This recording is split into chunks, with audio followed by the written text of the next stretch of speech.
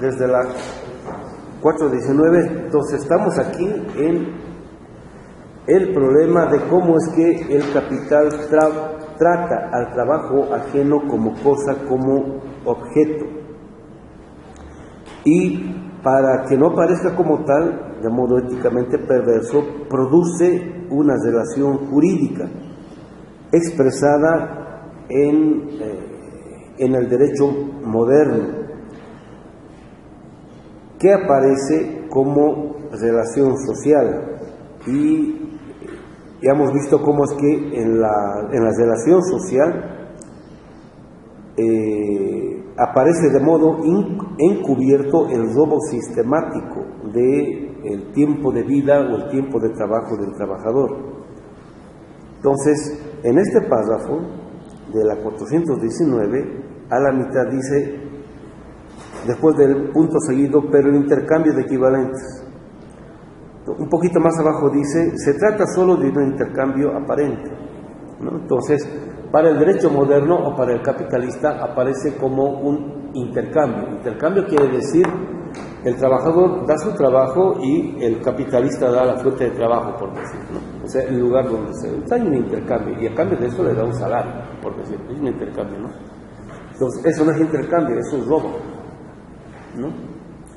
Entonces, el intercambio es solamente aparente. Entonces, en esta apariencia funda el capitalismo todo su desarrollo.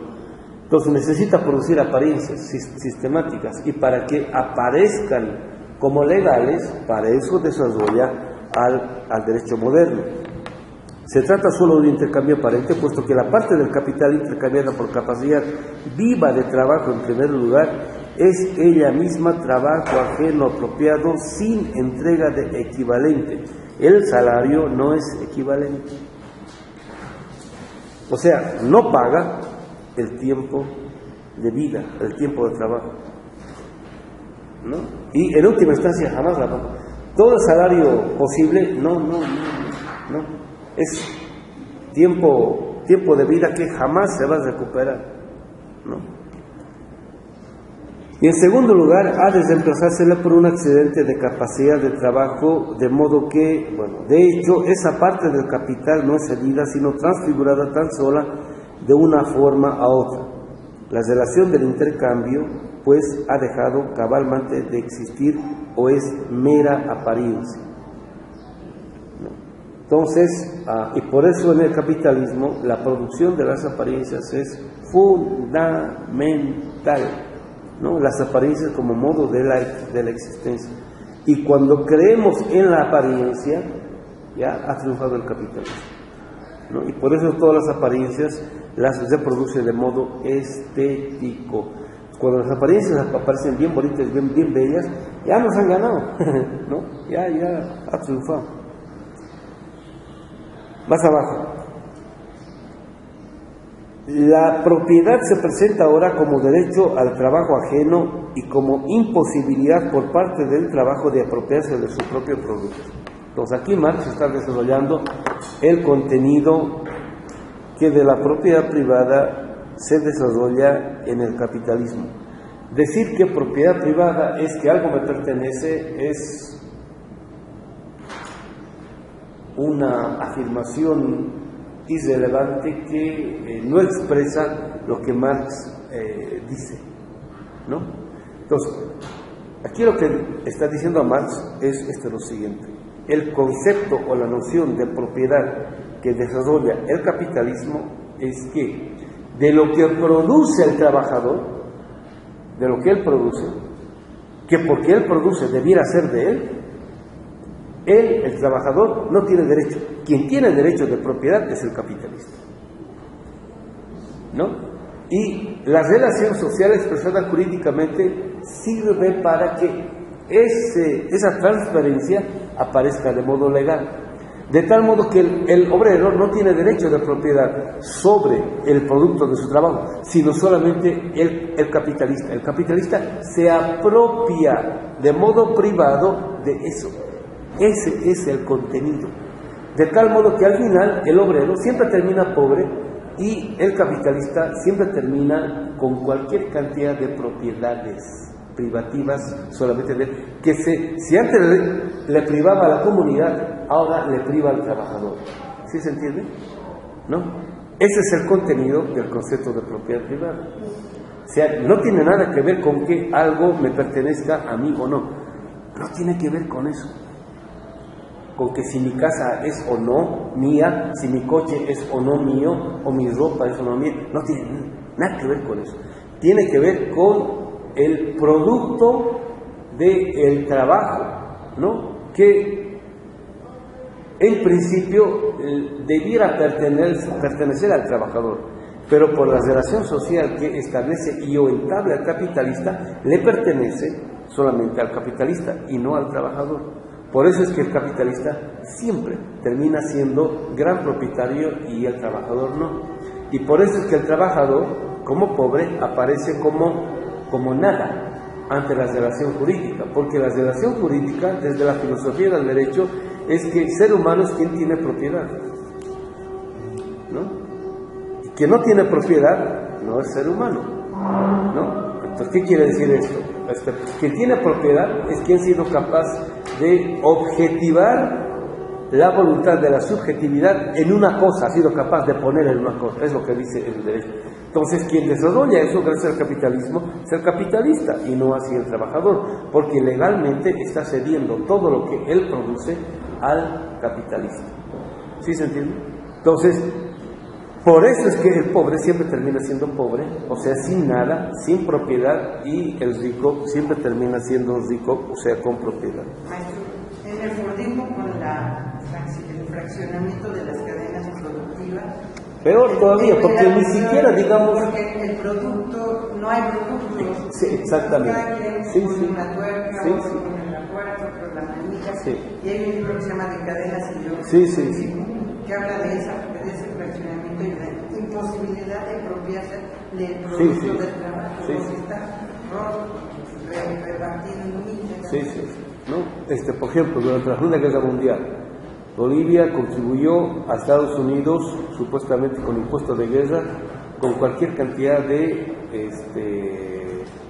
estaño, ¿no? Que se utilizaba para hacer los aviones, ¿no?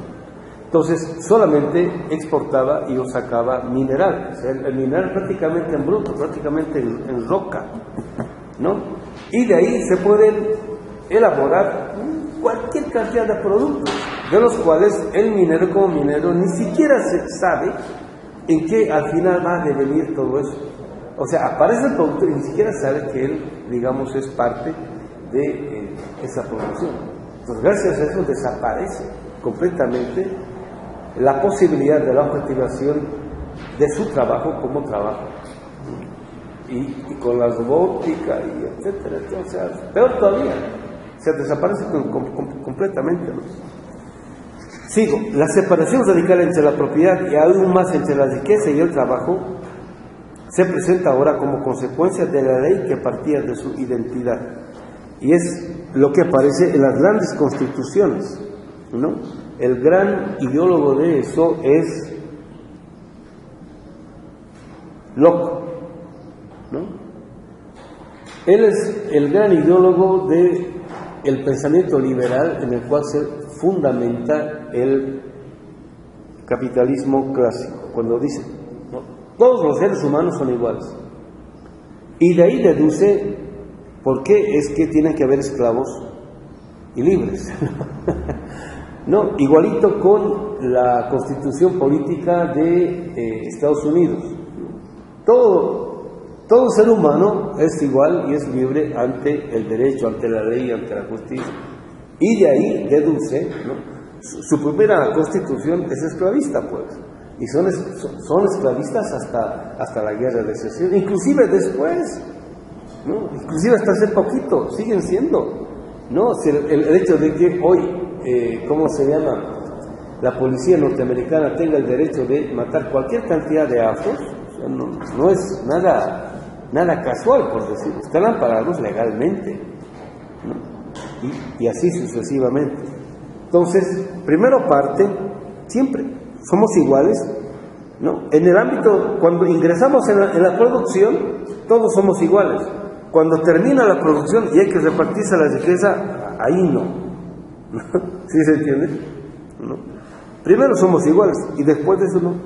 Todos somos seres humanos, pero hay unos más que son y otros que son menos humanos. En eso consiste el humanismo moderno. Los derechos humanos modernos presuponen este tipo de fundamentación, ¿no? Y esto está amparado legalmente. Gracias al derecho moderno, es un comentario de este servidor, el capitalista tiene derecho de apropiarse del producto del trabajo y del trabajo vivo. El trabajador no tiene derecho ni al producto de su trabajo ni a su trabajo, o sea, no tiene derecho de propiedad. El capitalismo como intercambio aparente es mera apariencia. Y ahora, como eso es forma de vida, todos nos preocupamos por las apariencias.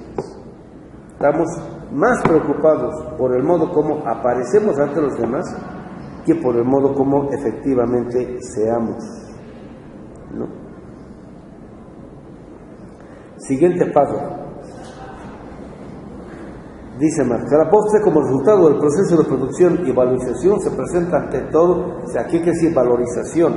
Es todo este proceso, ¿no? Gracias a la cual, durante el capitalismo, algo tiene valor, ¿no? No solamente porque contiene trabajo vivo, ¿no? Sino porque contiene la extracción de este y otros tipos de trabajos vivos que hacen aparecer al final un producto cuya creación, por las formas aparentes, se le otorga al capital y o al capitalista y no a quien realmente ha creado y o producido eso. Por eso el proceso de valorización en el capitalismo es éticamente perverso. Se presenta ante todo, dice Marx, la reproducción y nueva producción de la relación entre el capital y el trabajo mismo, entre el capitalista y el obrero. El proceso de valorización reproduce las relaciones entre capital y trabajo, o sea, entre capitalista y obrero, ¿no? Reproduce eso, desarrolla eso y lo lleva hasta sus últimas consecuencias. Y dice, esta relación social, el contenido de la relación social es también la valorización. ¿Qué es la valorización? Es la reproducción y la producción de la relación entre el capital y el trabajo mismo, entre el capitalista y el obrero. Ese es el contenido. Entonces, por decir, esta relación social, ¿no? Entonces, relación social es relación capitalista entre clases. Y relación capitalista entre clases aquí es éticamente perversa, en el sentido de que unos son los que ganan y otros son los que pierden. Y eso está normado y establecido legalmente. Por eso la relación social, en la perspectiva además, es éticamente perversa.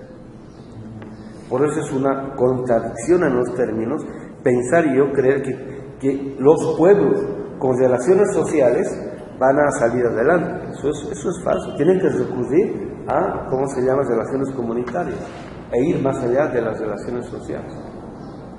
¿Qué se entiende?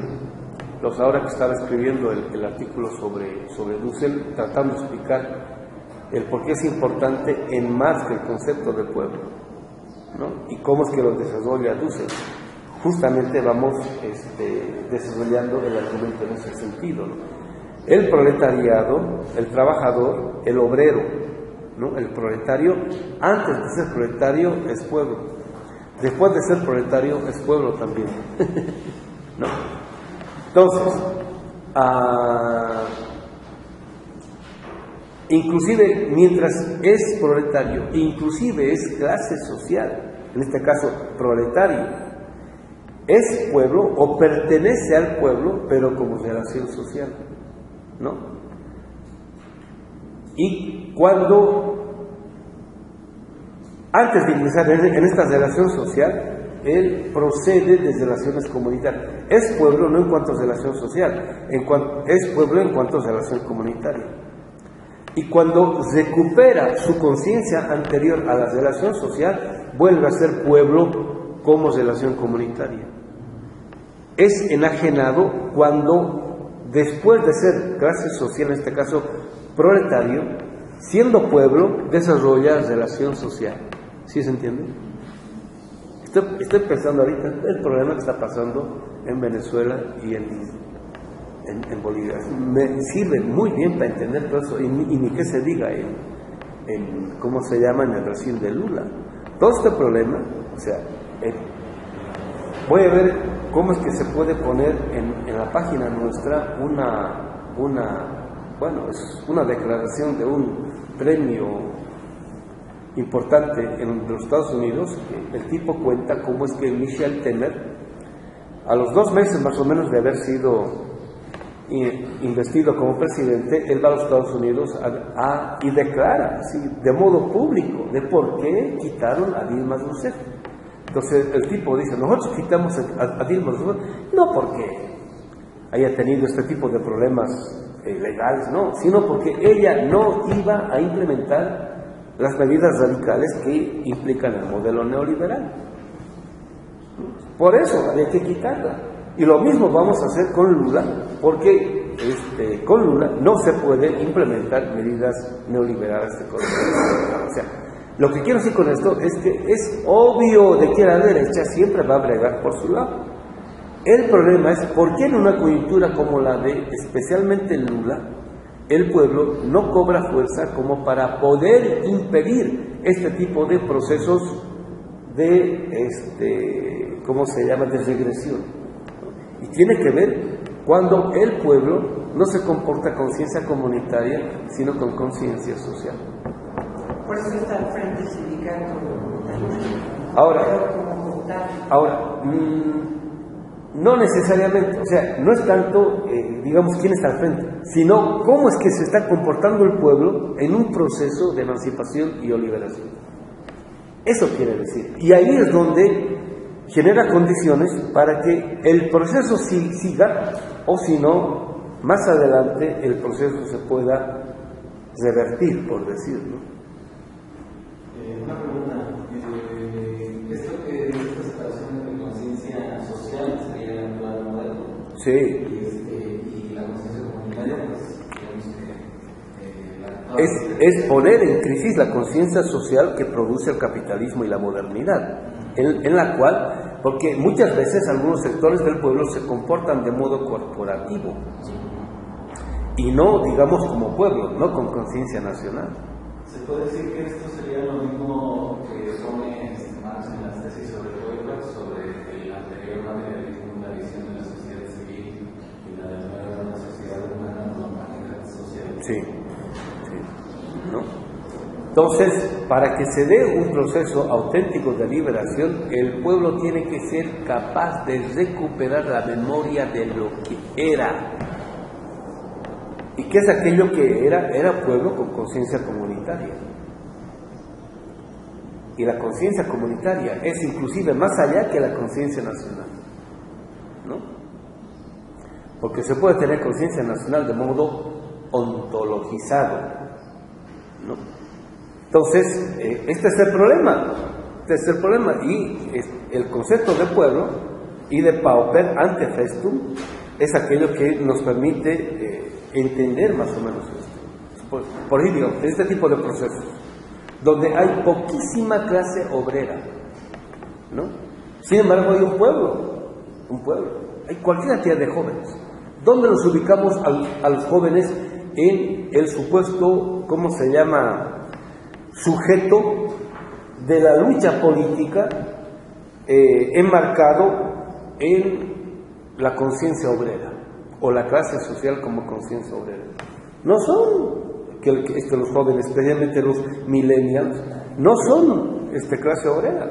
Y hay muchos jóvenes que son hijos de clases medias y inclusive burguesías en proceso de pauperización, que están metidos en nuestros procesos. ¿Son obreros? No. ¿Tienen conciencia proletaria? No. ¿Tienen conciencia popular? No. Si Marx permite entender ese tipo de problemas.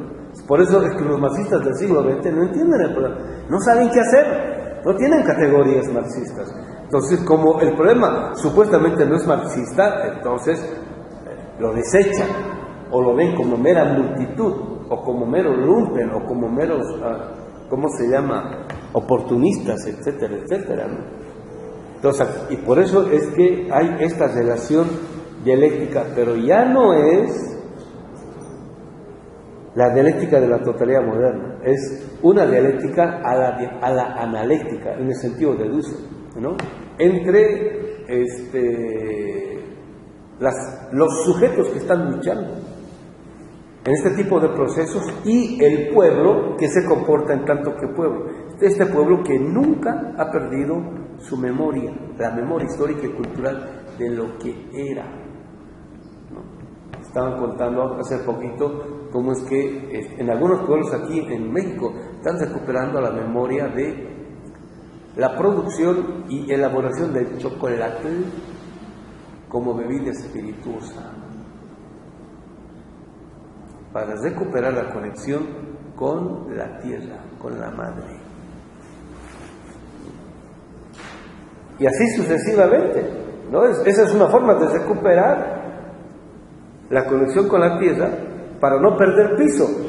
Para no perder piso es no perder materialidad. No perder materialidad es decir, no perder conciencia popular, ¿no? Porque uno puede estar bien metido en los procesos con conciencia moderna, o sea, con pajaritos en la cabeza, ¿no? Bueno, por eso predomina la búsqueda de emancipación, Sí. O de contrahegemonía, como rol de lucha. Sigo. Esta relación social... Eso es moderno, ¿no? ¿Perdón? Eso es moderno. ¿Qué es moderno? Emancipación. Sí, porque es salida de una relación de dominio a otra relación de dominio. Eso ya tiene que estar bien clarito para todos ustedes. Y la relación comunitaria, ¿no? En la relación comunitaria nadie aspira al dominio. Nadie aspira al dominio. Esta relación social, relación de producción, se presenta de hecho como una consecuencia del proceso aún más significativa.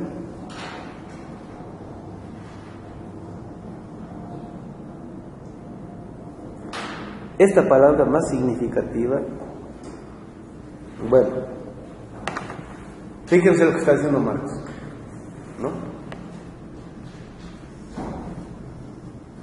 Es cierto que es un escándalo que al trabajador se le robe lo que él está produciendo, ¿no? Pero cuando dice esto, Marx, esta relación social, relación de producción, se presenta de hecho como una consecuencia del proceso aún más significativa que sus consecuencias materiales. O sea, es más grave todavía que a uno le roben algo, un objeto. Es algo, ¿no? Me han robado mi casa, o han destruido mi casa, por decir. Pero puedo volver a hacer mi casa. No, es como decía una vez un compañero combatiendo de los Vietcongs. O sea, me han matado a mi mujer y a mis hijos, pero puedo volver a tener otra familia. Y de hecho tuvo de nuevo, ¿sí? Su esposa y sus hijitos, todo eso, ¿no? Pero a lo que se refiere Marx acá es algo más grave que el masivo del siglo XX no se da cuenta. Porque lo que roba el capitalismo en este proceso, en esta relación social, es la subjetividad, es la humanidad vacía. O sea, hace que en lo que cree el pueblo, en su subjetividad, hace que eso aparezca como nada, como basura. O sea, no sirve. Se la vacía de contenido. Vamos a suponer, ¿no? Lo estoy inventando, de que antes para los, ¿cómo se llama? Que se contaban en los pueblos, ¿no? Para hacer las mandas, se llama, ¿no? Para hacer las mandas, el pueblo a veces se preparaba el año, bueno, digamos, mínimamente 6 meses al año se preparaba, que llegaba de que la fecha y una semana, a veces 2 semanas, estaban en plena celebración. Pero como ahora están en el proceso de empobrecimiento, tienen que ir a trabajar, ya no pueden hacer eso. Y es más, durante la celebración tienen que ir a trabajar. Y dice, ¿cómo pasan estas tonterías, estas estupideces? Te vas a meter. O sea, toda esa cultura, todo ese horizonte de memoria lo hace aparecer como basura, como obsoleto, como caduco. O sea, roba eso. Entonces, cuando dice eso, fíjense, esta relación social, relación de producción, se presenta de hecho, in fact, como una consecuencia del proceso aún más significativa que sus consecuencias materiales. El robo, la destrucción, no es solo material, es también espiritual. Eso es lo más grave. Y precisamente dentro de este proceso el obrero se produce a sí mismo como capacidad de trabajo, o sea, solo como cuerpito, por decir. ¿No? O sea, solo como fuerza, solamente como energía y nada más. Y al capital que se le contrapone de igual manera que el capitalista se produce a sí mismo como capital y a la capacidad viva de trabajo que se le contrapone. Esto es un comentario de este servidor. El capitalista produce al obrero. El obrero es un tipo lo más fuerte posible, pero sin conciencia. Eso quiere decir. Porque lo necesita y por eso le impone ser eso. En cambio, el obrero reproduce al capitalista por ignorancia. Por ignorancia del proceso. Y a su vez, porque no le queda otra, porque si no se muere de hambre. Y ahí está lo que usted decía de la ignorancia.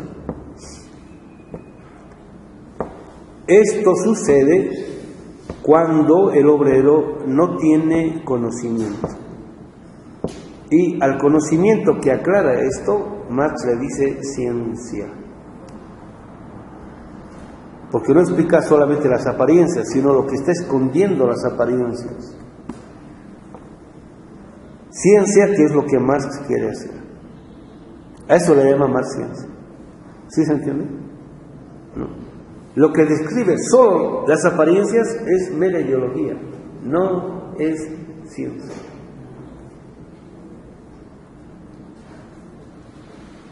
Para terminar este parágrafo, dice Marx, al reproducir su otro, o sea, su negación, porque el capitalista es la negación del obrero como ser humano. Es la negación de la humanidad del obrero.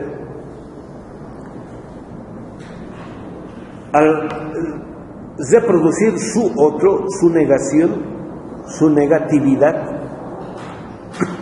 su vaciamiento,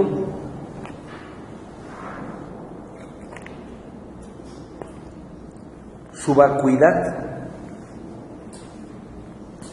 cada uno se reproduce a sí mismo. El capitalista produce el trabajo como ajeno. El trabajo produce el producto como ajeno. En el sentido de que no es mío. El capitalista produce al obrero y el obrero al capitalista. Es el circuito diabólico. El dominado produce a su dominador. El dominador produce a su dominado. Esa es la dialéctica maldita de la modernidad que produce el capitalismo. Y esa es la dialéctica que produce o reproduce Hegel. Es la dialéctica de la modernidad. La forma de dejar de ser dominado es siendo dominador. Es el caso de Obama, ¿no? Barack Obama. O si no, el caso de la secretaria de Estado del gobierno de Bush, Condoleezza, ¿no? que estaba viendo, ¿cómo se llama?, videos, ¿no? Es el modo como ella defiende los intereses norteamericanos, ¿no? Entonces, ella, como descendiente de negros esclavizados, ¿no es cierto?, se emancipa para convertirse en dominadora también, ¿no? Ahí, ¿cuál liberación de la mujer? ¿no? Que no tiene absolutamente nada que ver con eso. Esa es la modernidad. Todo el mundo aspira a ser dominador, ¿no? Pero son relaciones asimétricas que todo el tiempo están Exactamente. Sin posibilidad de horizontalidad. Ahora, todo eso acontece cuando dejo intacto a la modernidad. Cuando dejo intacto a la modernidad, nunca cuestiono su fundamento. Y eso es en todos, sin excepción. Eso empieza con Parménides. El ser es, el no ser no es. Quien formaliza eso es Aristóteles. Y desde ahí hasta el día de hoy es sin excepción. Pues toda la historia de la filosofía es más o menos éticamente perversa, con excepción de algunos grandes críticos.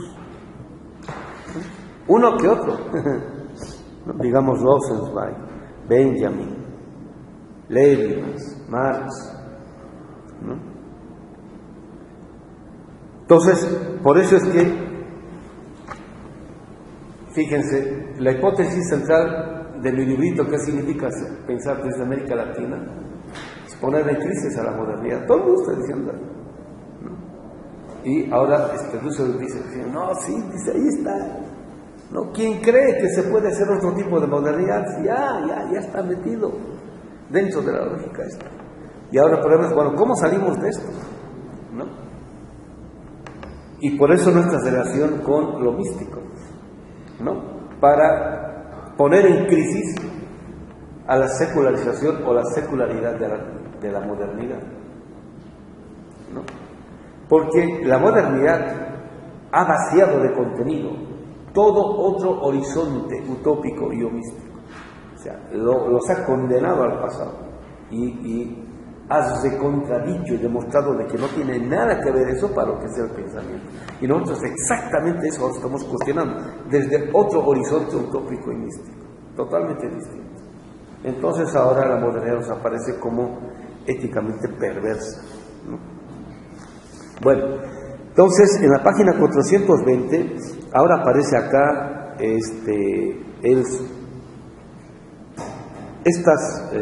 estos subtítulos. Algunos le dicen titulillos, ¿no?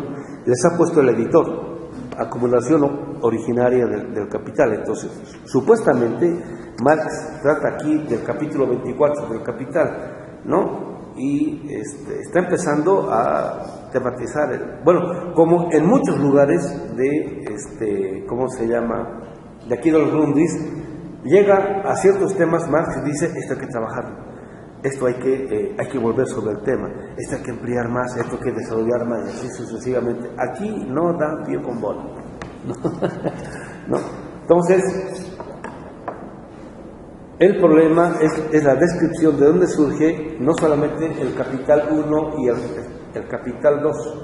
Entonces, aquí va mostrando Marx cómo es que el Capital 2 siempre presupone al Capital 1, el Capital 3 presupone al Capital 2 y así sucesivamente, ¿no? O sea, el problema es, bueno, ¿y de dónde surge el Capital 1? O sea, y aquí todavía no.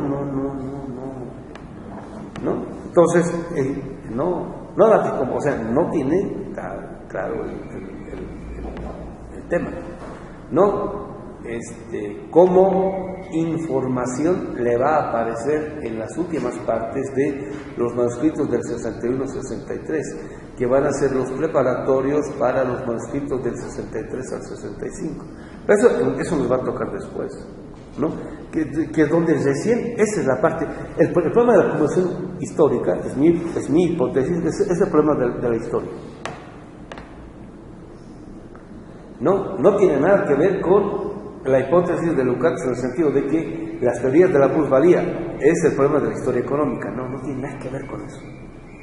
No, el problema de la historia tiene que ver de dónde surge la acumulación o el dinero, el dinero con el cual el Capital 1 va a aparecer. Ese es el problema. Entonces, ese es un problema histórico.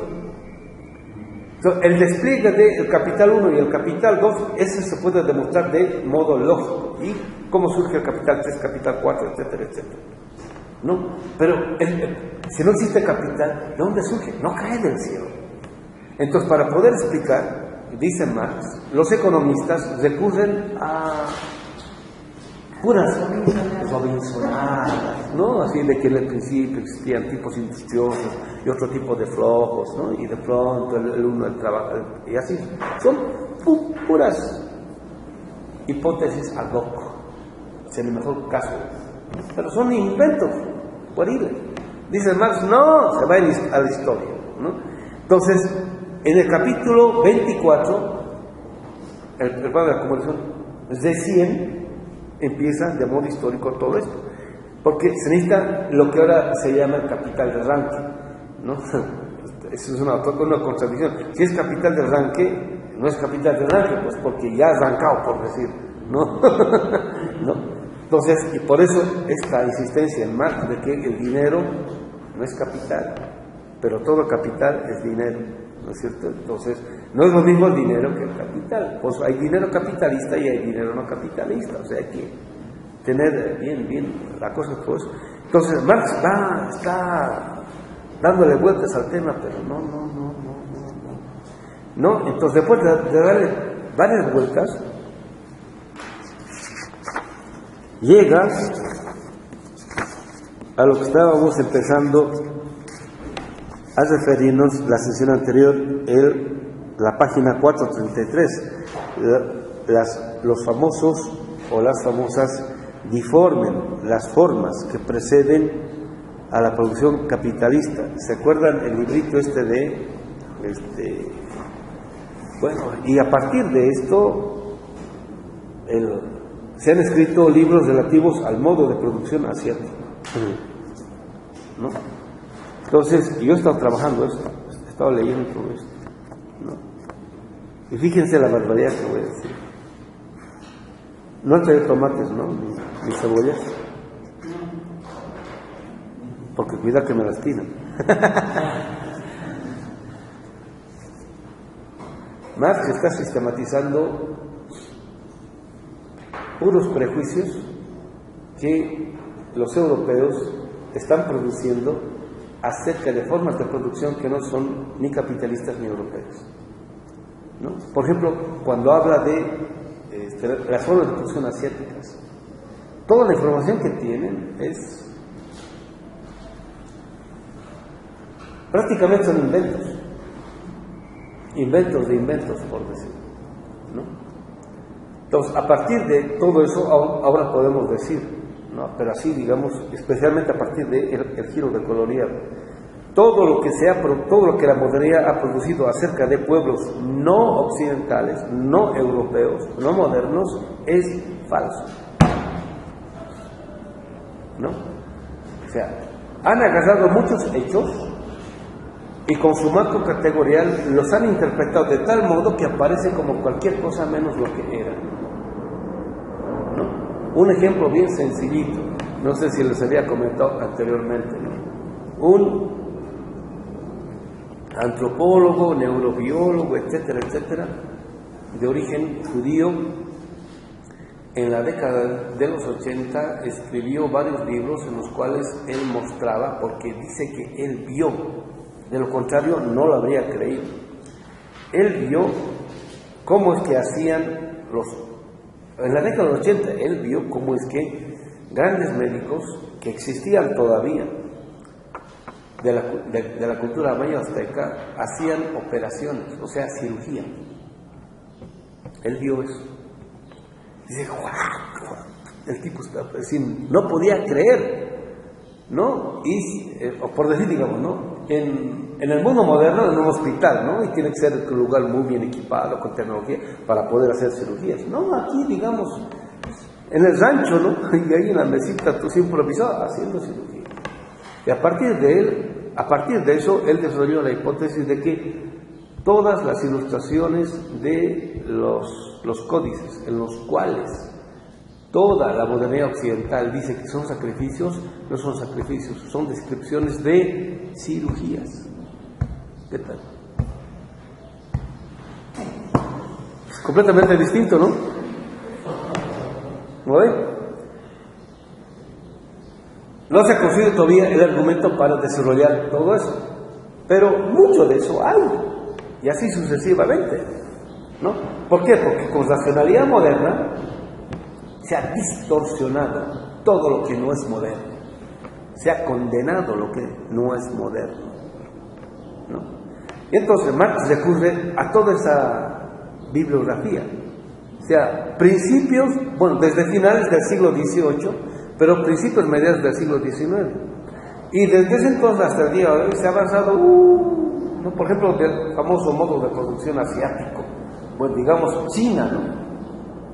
No, pues, de China, ahora estamos en condiciones de poder hablar de China, ¿no? Marx no estaba en condiciones de hablar de China. Y sobre eso que Marx ha escrito, por eso decimos, una cosa es creer en Marx y otra cosa es creer en lo que Marx creía, ¿no? Mucha gente que creía en Marx como si fuese Dios, ha tomado eso como si fuese verdadero. Y sobre eso han construido muchas teorías, el modo de producción asiático, ¿no? Este chocho, no te libros y hasta aquí, ¿no? No tiene nada que ver, como si nosotros fuésemos asiáticos, no tenía absolutamente nada que ver con todo aquello que estaban describiendo y o sucediendo y aconteciendo. ¿Sí se entiende? Entonces, Marx ahí, bueno, por eso digo, ¿no? Fíjense la barbaridad que voy a decir. Yo, todo eso, yo no lo tomaría al pie de la letra. No, ¿cómo me vas a decir eso? No, ¿cómo? ¿Qué pasó? ¿Qué pasó, carnal, Marx?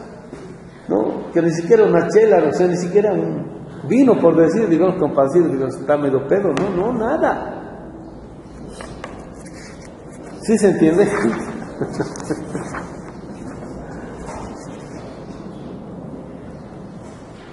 A ver, ¿cómo llegamos al tema?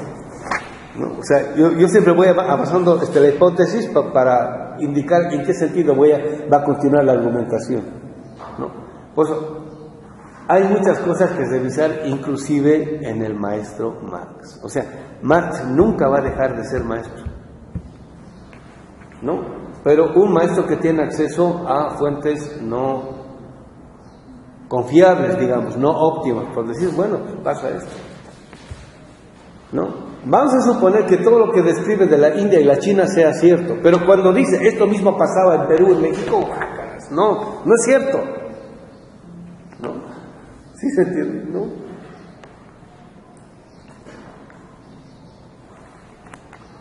Entonces, lo siento, maestro, no puedo estar de acuerdo con él. Por eso digo, no somos marxistas.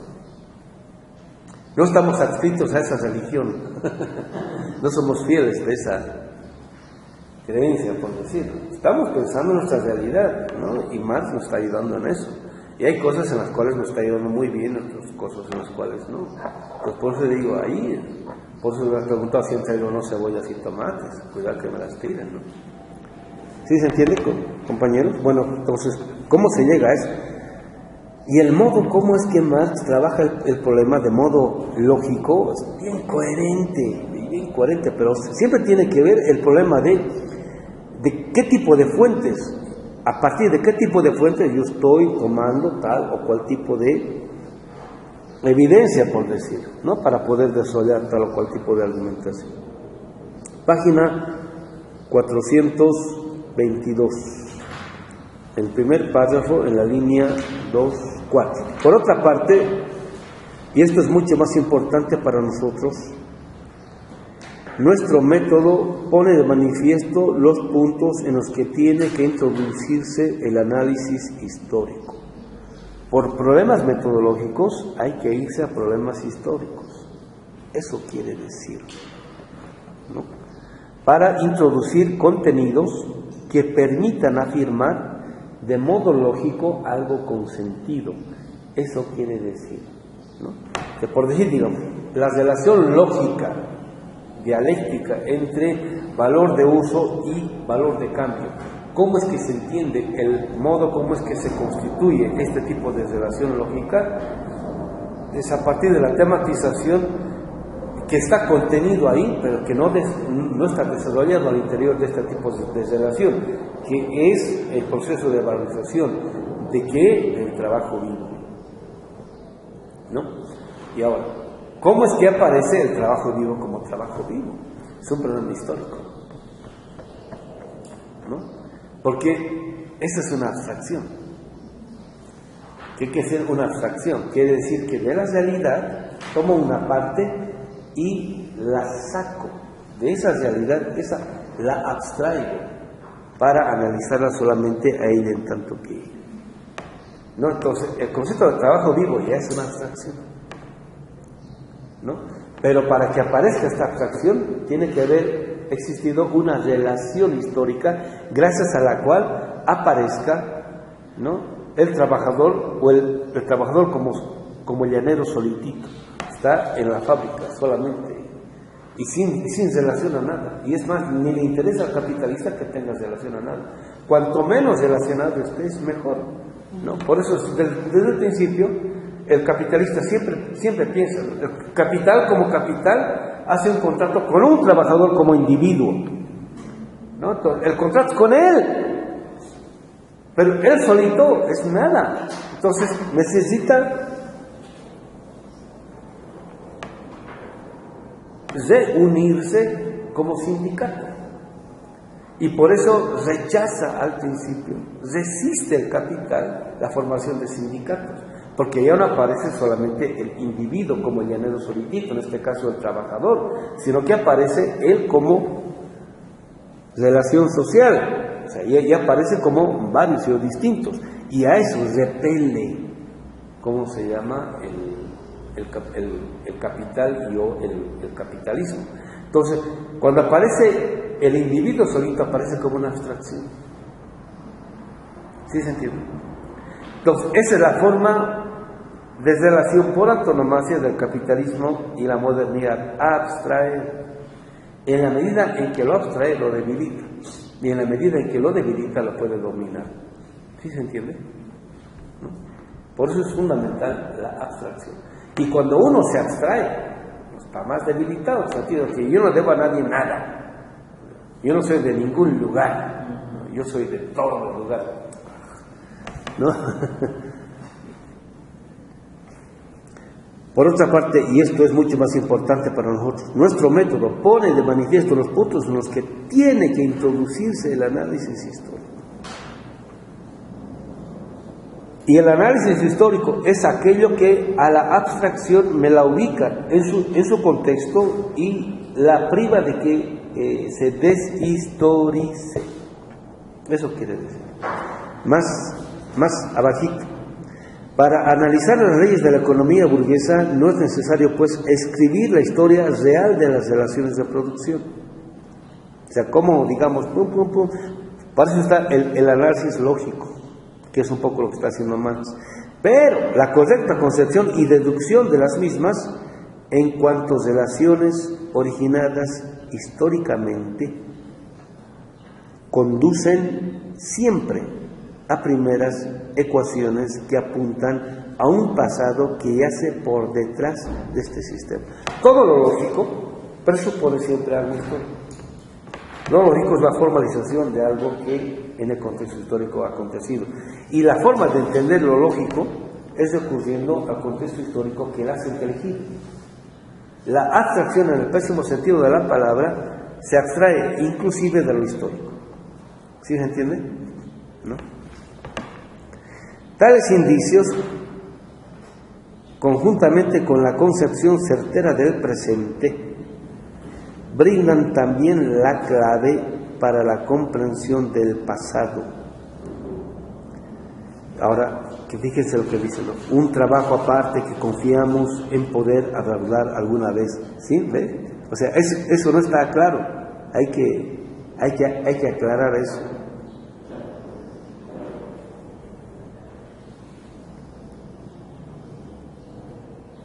Fíjense lo que está diciendo Marx. Todo lo lógico conduce a lo histórico, ¿no? Tales indicios, eso le llamo, tales indicios, conjuntamente con la concepción certera del presente, tengo que tener un diagnóstico del presente. El tipo de concepción yo de diagnóstico que tengo del presente me conduce a un tipo de pasado. Eso quiere decir, si yo parto del presente que me muestra el capitalismo o la modernidad, voy a un tipo de pasado. Si yo parto de otra noción o visión del presente, voy a otro tipo de pasado. ¿Sí se entiende, compañeros? Por eso no hay un solo presente. En términos generales, el presente que muestra el capitalista y el presente que muestra el obrero son distintos. Y por eso cada uno conduce a un tipo de pasado. ¿Sí se entiende, compañeros? O sea, el presente no es uno.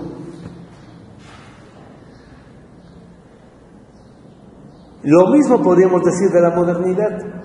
Mostrando cómo ella surgió, se puede mostrar cómo se la puede superar. ¿Sí se entiende? ¿No? Y es por lo histórico. ¿De dónde viene? Pero no es mostrando el pasado que muestra la modernidad. El pasado que muestra la modernidad dice que todo el pasado ha sido lo peor, es lo peor, lo caduco, lo obsoleto, irracional, de dominación por antonomasia, y que no se puede justamente por eso volver. Todo el mundo, ¿no? Repiten, no podemos volver al pasado, no debemos volver al pasado. ¿Cómo volver al pasado? Ay, Jesús, María y Pepe, volver al pasado, imagínense cómo, ¿no? ¿No? En cambio, cuando los pueblos recuperan su propia memoria, es otro tipo de pasado. Ese pasado era glorioso. Imagínense el pasado de los mayas, de los aztecas. Son pasados gloriosos, grandiosos. Hasta de los musulmanes, etcétera, de los hindúes, ni que se diga, de los chinos, hace 2 siglos para atrás, son pasados gloriosos. Gracias a esa recuperación de ese tipo de pasado que tienen los chinos, están volviendo a ponerse ahora en el centro de la economía del mundo. No hay un tipo de pasado, hay varios tipos de pasado, por eso hay varios tipos de presentes y en consecuencia varios tipos de futuro. ¿Sí se entiende? Por eso es fundamental tener un diagnóstico del presente. Eso es lo que está diciendo Marx, concepción certera del presente. Eso brinda clave, o claves, ¿no? Voy a hacer un pequeño esquemita. Vamos a suponer que es el presente. Entonces, la modernidad dice que es un solo presente, que es el tipo de presente que presenta ella. Entonces, desde la perspectiva nuestra, mostramos que hay varios presentes. No solamente un tipo de presente. Entonces, cada tipo de presente remite a un tipo de pasado. Y justamente por ello remite a un tipo distinto, digamos, tiende a este tipo de futuro. Vamos a suponer que es el pasado, este es el futuro. Este tiende, si este es su pasado, tiende a este otro tipo de futuro. Si este es su pasado, tiende a este otro tipo de futuro. ¿Sí se entiende? ¿No? Esta es la gran paradoja. Ahora inclusive le dicen en el lenguaje de la física cuántica, es el vórtex. El presente aparece como un punto a partir del cual se pueden ver muchas líneas y o tendencias y o perspectivas, a partir de las cuales se pueden comprender no solamente el presente, sino también el pasado y el futuro de otro modo. Y entonces tener la vida otro tipo de sentido distinto al que tenía y obtiene. ¿Sí se entiende? Entonces por eso es que podemos ver más allá de la modernidad de muchos modos, no solamente de uno. O sea, hay muchísimas más posibilidades para este presente que lo que dice el capitalismo.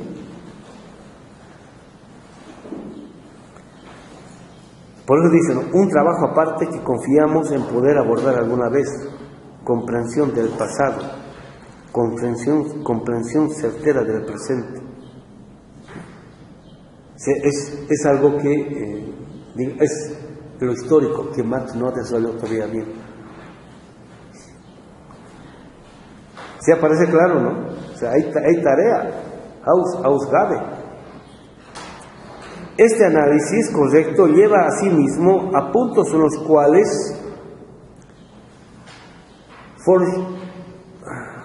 Bueno, las traducciones dice prefigurando, en los cuales prefigurando el momento naciente del futuro se insinúa la abolición de la forma presente de las relaciones de producción.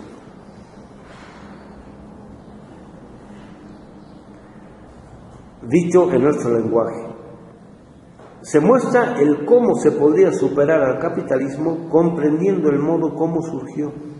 Por eso es nuestra intención siempre de leer a Marx a contrapelo, no mostrando hacia dónde está yendo, sino de dónde surgió. O sea, comprender el pasado es más importante que intentar entender el futuro cuando se quiere construir una realidad distinta de la que estamos padeciendo. Y para ello un diagnóstico del presente es fundamental, la visión que se tiene del presente. Si en eso somos nada. Por eso, una geopolítica, una geoeconómica, una geocultura y una geohistórica es fundamental.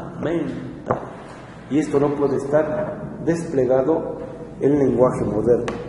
Si por un lado las frases preburguesas se presentan como supuestos puramente históricos, o sea, abolidos, supuestos puramente históricos quiere decir del pasado, o sea, abolidos, eso quiere decir. Por otro, las condiciones actuales de la producción se presentan como aboliéndose a sí mismas. O sea, el pasaje del capital 1 al capital 2, del capital 2 al capital 3, del capital 3 al capital 4, es un poco lo que decía hace algunas sesiones, ¿no? El capital, cuando aparece el capital 1 pone en caducidad a los no capitalistas. El capital 2 pone en caducidad al capital 1. El capital 3 pone en caducidad al capital 2. Por eso es que dentro del capitalismo podemos decir, eso es obsoleto, ¿no? Ahora, el fordismo se puede aparecer como obsoleto por la robotización.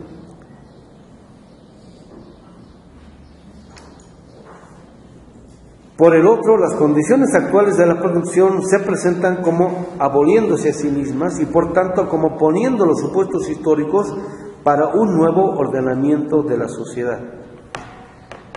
Los supuestos históricos ya no aparecen como puramente históricos o como meramente históricos. Por eso no es una historia. O sea, hay varias historias y todas ellas son la historia. Y este servidor pone ahí entre paréntesis, a condición de que leamos esta historia a contrapelo. ¿No? Por eso, ¿cómo se llama? En la cultura equina, los caballos aman más los cepillados a contrapelo que a pelo. Porque, ¿cómo se llama? En las crines que tienen los caballos hay muchos pulgas, piojos, etcétera, ¿no? Entonces cuando se cepilla normalmente pues, está encubierto, ¿no? Y cuando se cepilla a contrapelo, entonces se los puede expulgar, se llama, ¿no? Se los puede expulgar y eso adoran los caballos, ¿no? Dice, entonces es lo que prefieren, hacerlo a contrapelo.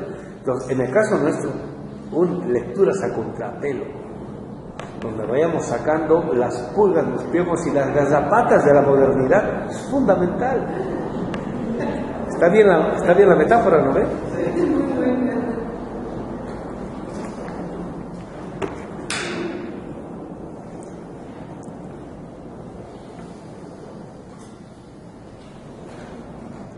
O sea, así como el capitalismo va aboliendo, o sea, superando su propio pasado, poniéndolo como preburgués, o sea, encubriéndolo, haciéndolo desaparecer, o sea, poniendo otra realidad, así también hace con sus fases previas. Solo así aparece siempre como nuevo. Es decir, a cada fase del capitalismo, es un comentario de este libro, lo voy anotando y todo. A cada fase del capitalismo lo pone como su supuesto histórico. Y así aparece siempre un nuevo ordenamiento de la sociedad como necesario y como nuevo. ¿no? Por eso el capitalismo como novedad, o lo moderno como novedad, lo moderno como lo nuevo, es como la luz de Apolo, no deja ver, enseguece. No, ¿qué no nos deja ver? Lo que de humano hay y o tenemos. No nos deja ver nuestras historias. Es una luz que nos vuelve ciegos, ¿no? Frente a esa luz que nos vuelve ciegos, hay que hacer lo que hacía Odiseo, ¿no? Él se tapaba los oídos, nosotros no hay que ver, eso no hay que ver. O si no, hay que ver con el tercer ojo. Eso dicen los místicos, hay que ver más allá de eso, más allá de esa mera apariencia. El siguiente párrafo, en la línea 4, de tal modo que el trabajo vivo se presenta como siempre el recurso para valorizar el trabajo proyectivado muerto, para impregnar de un soplo vivificante y perder en él su propia alma. ¿Ve? O sea, cuanta más alma el trabajo vivo le da al capital, el trabajador pierde más alma, se queda desalmado. En este caso, que así, sin conciencia popular, sin conciencia histórica, sin conciencia cultural, sin conciencia comunitaria. Él mismo está dispuesto a ser el golpeador de los propios, ¿no? La página 423. Y a eso se le llama la reproducción de la valorización.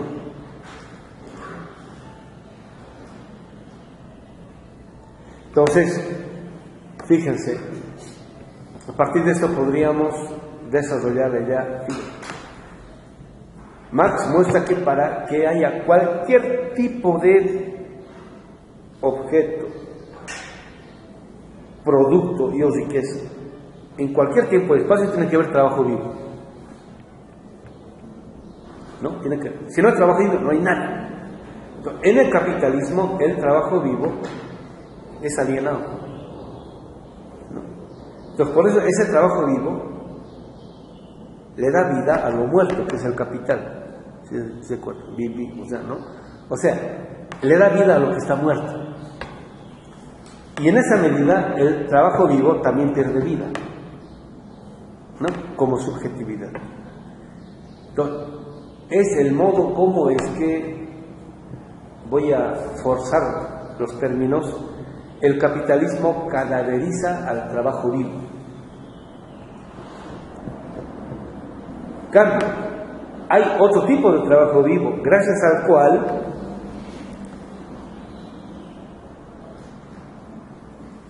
lo vivo se reproduce como vida, vivificante,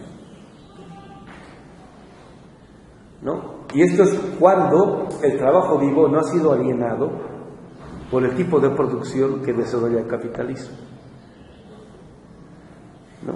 Entonces, acá el trabajo vivo está encaminado a la reproducción de la vida de lo que está muerto, que es el capital. En cambio, más allá del capitalismo, el trabajo vivo está encaminado a reproducir las fuerzas vitales de lo que tiene vida. Es una vida que produce vida. En cambio, en el capitalismo es una vida que produce muerte. La reproducción y valorización, ahora estoy en 423. Esto es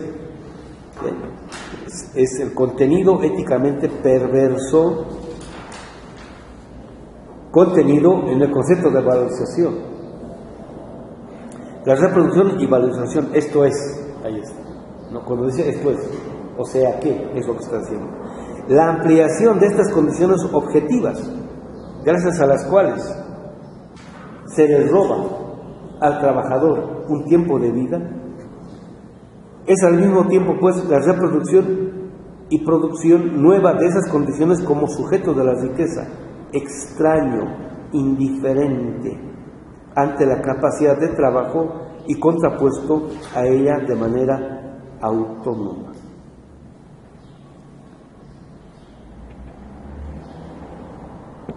Es todos los productos que produce el capital, extraños, indiferentes.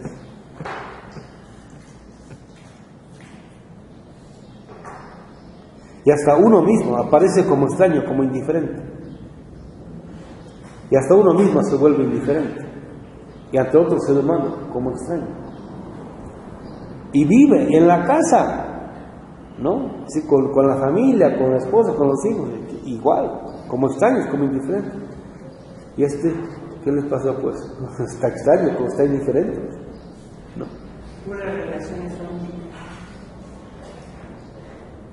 Lo que se reproduce y se produce de manera nueva no es solo la existencia de estas condiciones objetivas de trabajo vivo, sino su existencia como valores autónomos, esto es, pertenecientes a un sujeto extraño, contrapuestos a esa capacidad viva de trabajo.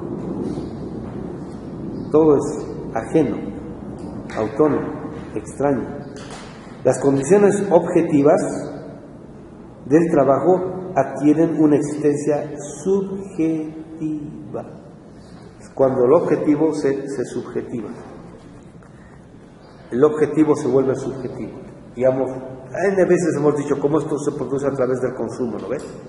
Pero en principio en el ámbito de la producción. Estoy viendo cómo lo que yo estoy haciendo no es mío, no me pertenece, es siempre para otro, ser para otro. Pero aquí como enajenación, las condiciones objetivas del trabajo en el capitalismo adquieren una existencia subjetiva frente a la capacidad viva del trabajo. Del capital nace el capitalista, ¿no? El capitalista no nace siendo capitalista, sino que de la producción del capital nace el capitalista. Y entonces el capitalista se vuelve ajeno y extraño al padecimiento no solamente del trabajador, sino en última instancia del pueblo, del pauper y la humanidad en última instancia, ¿no? Esa subjetividad se la produce, pero en primera instancia es una realidad objetiva que se produce, que se subjetiva, ¿no? Entonces, por eso es que, dice Marx, el capitalista nace del capital, o el capital es quien produce al capitalista. El capital es el desgraciado que produce desgraciados indiferentes al dolor humano, a la justicia. ¿Sí se entiende? O sea, al final son desgraciados no por malitos, no porque tengan al diablo en su corazón, digamos. Eso es algo que se produce sistemáticamente, ¿no?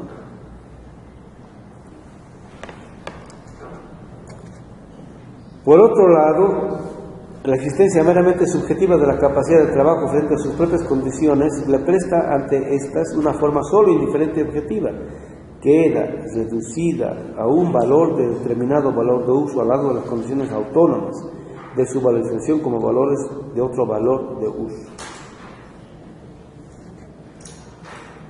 Esto es, el capitalista se convierte en el representante o portavoz del capital.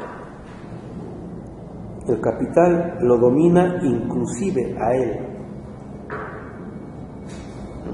Él se convierte en representante. 424.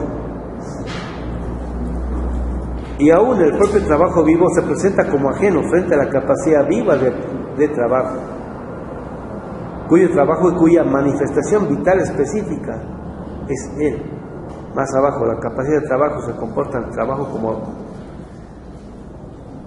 ante algo ajeno, más abajo, de modo que su propio trabajo le es ajeno. Hasta de esa habilidad se ha separado, por decir. El siguiente paso: si por el contrario consideramos la relación originaria anterior al ingreso del dinero en el proceso de autovalorización, aparecerán diversas condiciones para que el dinero se transforme en capital. Y el trabajo en trabajo que pone capital, que lo crea, el trabajo asalariado. Entonces, supuestamente está hablando de la acumulación originaria, pues esto es lo que debiera haber tratado, pero no está tratando eso. Si se dan cuenta, ¿no? No tiene todavía argumento al respecto, ¿no? En la página 426,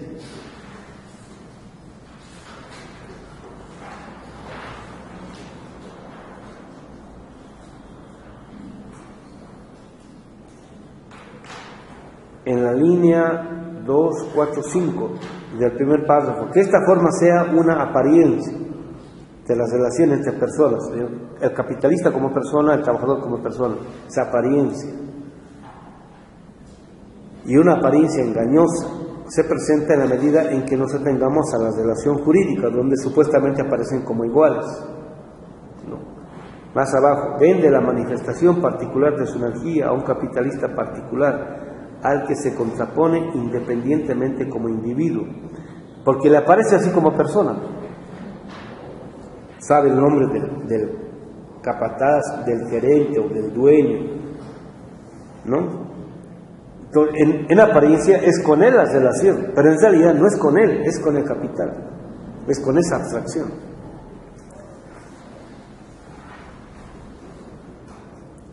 Igual, el capitalista, ¿no? Es la relación con el trabajador llamado Pedro o Pablo, o qué sé yo, no es con el sindicato, ¿no? Es la apariencia, por decir. Más abajo, quiere introducir la historia, dice Marx, en la relación servil, el trabajador aparece más abajo. En el régimen esclavista, el trabajador no es... poquito más abajo, en su plenitud, la capacidad de trabajo se representa al trabajador libre como su propiedad, como uno de sus momentos al que él como sujeto abarca y que conserva al exteriorizarlo. Inmediatamente dice, desarrollar más esto en el salario más adelante. ¿Ven? Todavía no está claro, hay que desarrollar todavía. ¿Ven? En 427, en el segundo párrafo, 2, 4, 6, 8, en la línea 8, por ejemplo, cuando el campesino recibe en su casa a un sastre ambulante, como ocurría antaño, y le da género para que le haga prendas de vestir, recién está empezando a querer ir más allá de, históricamente, en el sentido anterior, del capital. La 428, la página 428, a partir de la línea 2, ha obtenido el trabajo mediante troika, no como trabajo que pone valores, sino en cuanto a actividad que crea valor de uso, utilidad. Está describiendo una relación no capitalista, ¿no? Un poquito más abajo. Cuando, como suele ocurrir en relaciones elementales, todavía no complejas, quien presta el servicio no recibe dinero. Sigue describiendo no relaciones dinerarias, digamos, en sentido estricto, más abajo. Pero aún si suponemos que alguien paga dinero por el servicio, no hay aquí transformación alguna de su dinero en capital, ¿no? Sino más bien el ponerse del mismo como mero medio de circulación para obtener un objeto del consumo, un determinado valor de uso. O sea, ahí no hay relación social, todavía no hay capitalismo. Sí, ya está ingresando poco a poco al tema, pero todavía no es el tema.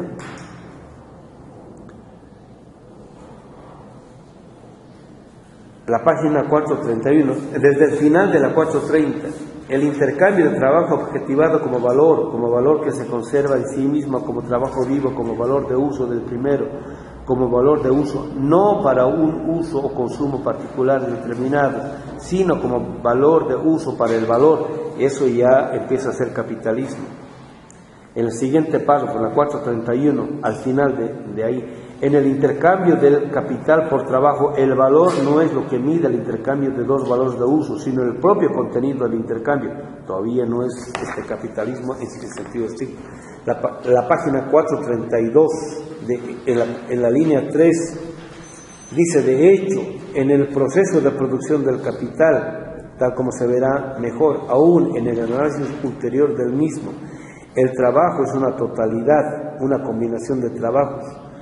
Ya no es un trabajo, es cualquier cantidad de trabajos. cuyos diversos componentes son extraños en sí. De esta suerte, el trabajo total como totalidad no es la obra de tal o cual obrero, e incluso la obra de los diversos obreros solo se ensambla en la medida en que se les combina a ellos, y ellos no se comportan entre sí como ensambladores. Y así sucesivamente. Ahora está ya viendo cómo es que aparece el trabajo en el capital. En su combinación, este trabajo se presenta a sí mismo al servicio de una voluntad ajena y de una inteligencia ajena dirigida por ella, ¿no? O sea, no es el trabajador quien dirige el proceso de producción, ¿no? Sino que es el capitalista o el capataz, ahora en los Estados Unidos, el manager, ¿no? Entonces,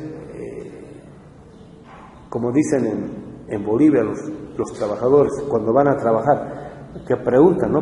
Antes de ser contratados, ¿con pienso o sin pienso? ¿No? O sea, sin pienso es, voy a ir a trabajar, ¿no? Y me van a decir que es aquello que tengo, o sea, que no tengo que estar pensando que hay que hacer. Con pienso es, tengo que pensar, pues, desde antes de ir a trabajar, ver qué es aquello que se va a hacer. Eso decían las trabajadoras domésticas del hogar, ¿no? Entonces, con pienso es, el lunes ¿qué van a cocinar? El martes, ¿qué van a cocinar? El miércoles, ¿qué van a cocinar? Desde la entrada, la sopa, el plato fuerte, el postre, ¿no? Entonces, es un trabajo, pues, ¿no? Sin pienso, ya todo está dicho, entonces van y lo hacen nomás, ¿no? Entonces acá, ¿no? El trabajador trabaja sin pienso. ¿Quién piensa? Es el manager, o el capitalista, etcétera, etcétera. Entonces, la dirección, la conducción o el pienso, por decir, viene de afuera, y eso se convierte en forma de vida. Y al final, primer mundo es quien piensa qué se produce, qué no se produce, y tercer mundo solamente acata, ¿sí se entiende? ¿No? Y en el ámbito de lo político, el intelectual es quien piensa y el pueblo es quien acata el pensamiento político o la lucha política que se va a implementar en la relación sujeto-objeto. ¿Sí se entiende? ¿No? Pero ¿dónde se produce eso primero? ¿No? ¿Se entiende? ¿No? Así como en el capitalismo la idea o inteligencia proviene de afuera, en este caso del empresario al trabajador, así en la política la línea le viene de afuera, del partido o líder, y en la ciencia el método viene de afuera, ¿no? ¿No? Entonces, esto es lo que hay que cuestionar. Esto es lo que hay que cuestionar. Y es lo que está haciendo Marx. No puede venir de afuera, tiene que venir de adentro.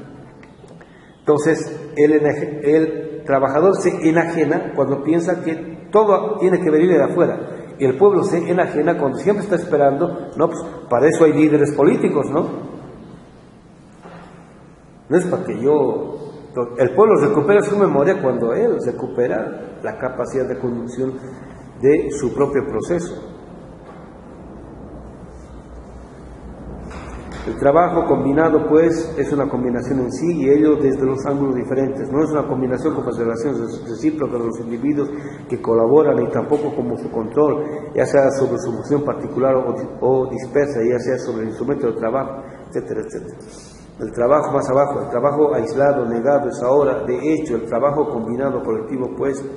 Entonces, la recuperación de eso es el trabajo colectivo. Digamos, en el socialismo, los trabajadores van a ser quienes definan qué se produce, cuándo, cómo, etcétera, etcétera. Es compienso, por decirlo.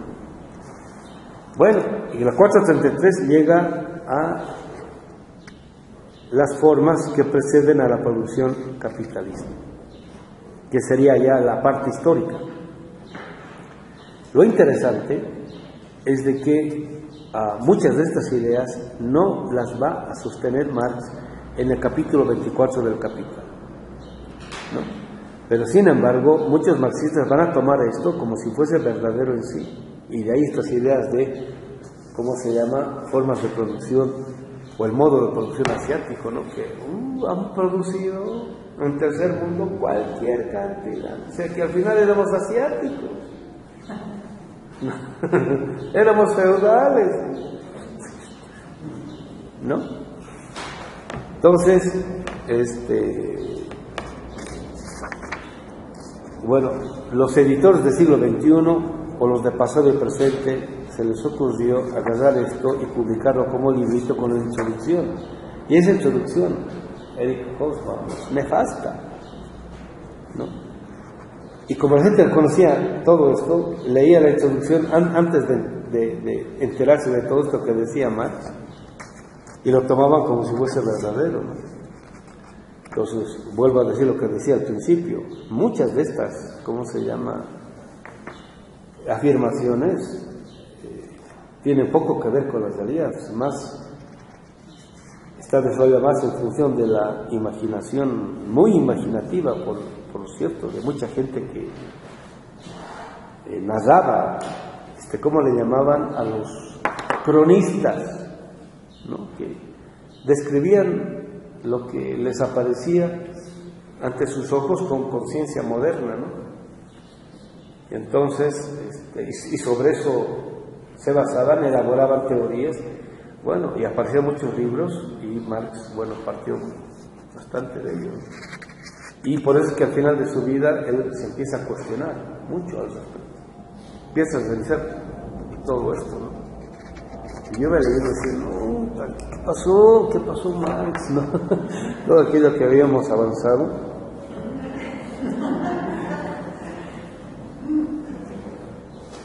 Por ejemplo, miren, así, ¿no? En la página 438,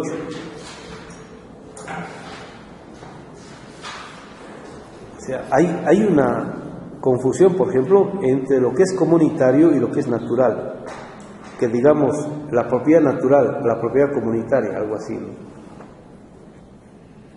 O sea, en el ser humano nada es natural, es como si fuese animal, por decir, ¿no? O sea, y es siempre producto de la cultura, y hay una apropiación cultural, ¿no? Entonces, bueno, dice...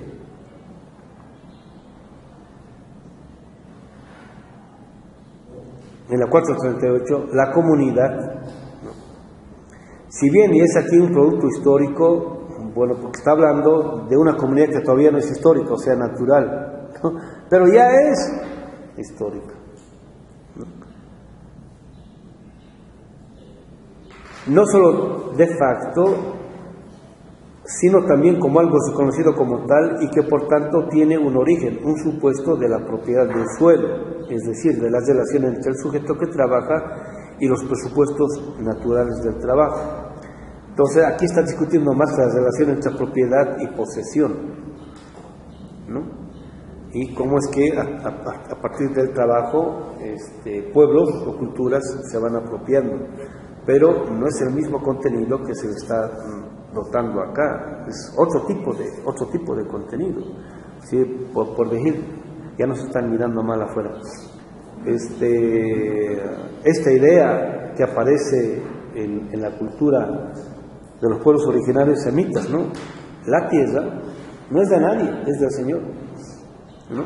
Pero sin embargo podemos tenerla en posesión, pero es un tiempo, digamos, exagerando 50 años, es la idea del año del jubileo. Después de eso no le pertenece a nadie, ¿no? Y así sucesivamente, ¿no? Más abajo dice, por otro lado, la orientación de esta pequeña comunidad guerrera la empuja más allá de estos límites y pone entre paréntesis Roma, Grecia, judíos, ¿no? Y de ahí va saltando y yo deduciendo casi toda forma de, ¿cómo se llama?, existencia comunitaria, como si fuese, formas de relación comunitaria como si fuese la misma. A ver, ¿dónde voy a...? Por ejemplo, aquí, ¿no? En la página 447, ¿no? El primer párrafo casi al final.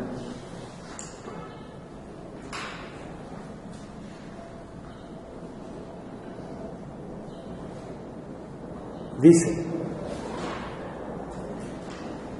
pero no hay que pensar aquí en un desarrollo libre y pleno ni del individuo ni de la sociedad, pues tal desarrollo está en contradicción con la relación originaria.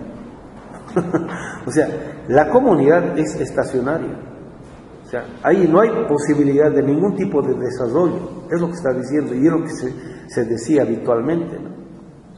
En la modernidad, la sociedad es dinámica, la economía es dinámica, en la comunidad es estacionaria, es una repetición cíclica de una forma de producción. Entonces, por eso dice, pero no hay que pensar aquí en un desarrollo libre y pleno, ni del individuo ni de la sociedad, pues tal desarrollo está en contradicción con la relación originaria. Falso, lo está diciendo Marx. Los mayostecas eran sofisticadísimos, un desarrollo impresionante que ustedes no se pueden imaginar. O sea, nosotros ahora mismo no podemos, bueno, fíjense, está empezando a sacar otro tipo de temas, ¿no?